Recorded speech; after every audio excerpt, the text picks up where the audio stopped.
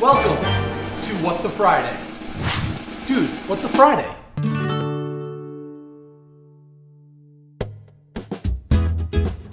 Okay, cool guys. So this is the moment I've been waiting for because this is what I usually do, on a weekly basis. This is the method that I do to ensure that I'm getting at least 1 to 2 ounces of wheatgrass fairly consistently. I was going to say every day, but I'm sure there's a day or two that I don't drink it.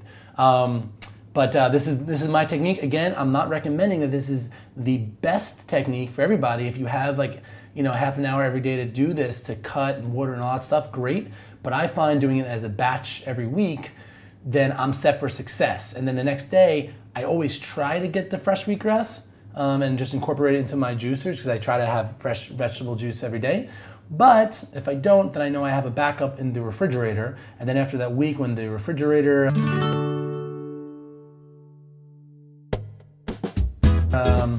kind of like it has about a 7-day shelf life in the fridge, I then put it in the freezer, and then I'm always backed up in the freezer. Well, not backed up. Actually, by drinking this stuff, you won't be backed up. You know what I'm saying? Here we go. Okay, cool. So I'm just cutting a bunch of wheatgrass, and I won't overdo it when you feed it, but it's good to cut a whole bunch at a time. Less trips back and forth. And again, because I do have an Omega, I use one of the trays. Give it a quick rinse job. Now they say that wheatgrass could grow mold on it if you over soak your seeds. And like I said, if you guys really want, I'll do another video on just how I actually grow the grass according to not my method from this website. I got that kit. But I've never had a problem with mold. But rinsing it would rinse off any mold. So if you do ever find mold on your grass, you could always give a kind of a quick rinse. I rinse it for another reason, and that is it kind of lubricates the grass a little bit, and it's easier to get down there. Organic acids, probiotics, My Kombucha, brewing gallons at a time, and it's all mine. So we have the root side and the tip side, and you want to put the tip side down. And this is a lot at one time, so I'll break it up, and we'll do tip side down, and we'll get going.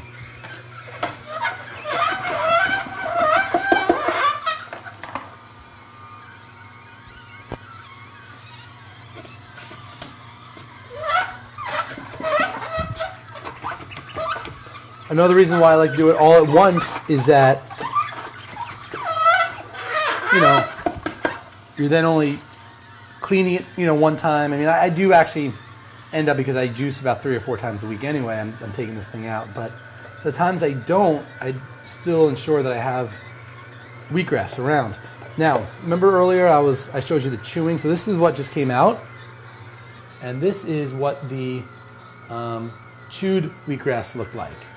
So, your own mouth does about the same exact job at extracting than a $300 juicer. It might take a little longer, and your friends might freak out if you're like, oh, would you like some juice? And then you just chew up a bunch of juice and spit it into a cup. This can just be used as a natural mouth cleanser. All right, chew this. How does it keep going?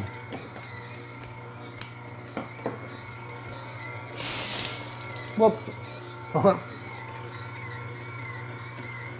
And just keep going. Cool. So, I'm not going to do the whole tray, obviously, but I do want to show you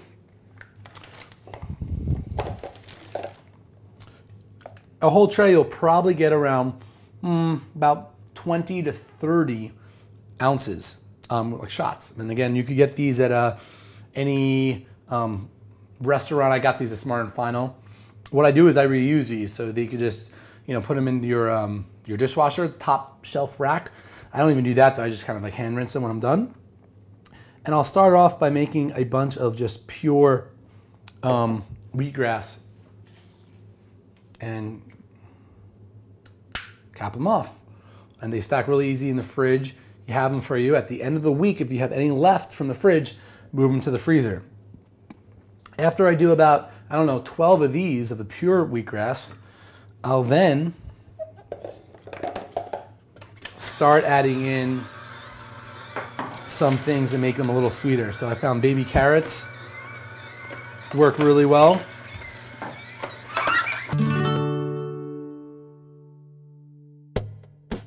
And this is a great way to introduce wheatgrass to your friends and family, because a lot of times, especially in the beginning, the wheatgrass is too strong. But if you mix it and sweeten it up with some carrot or a green apple, not only will they have less wheatgrass, because it is very detoxifying. It's like the first time you might have had kombucha, you might have experienced like, whoa, either maybe your skin was detoxifying or something was just full on, right?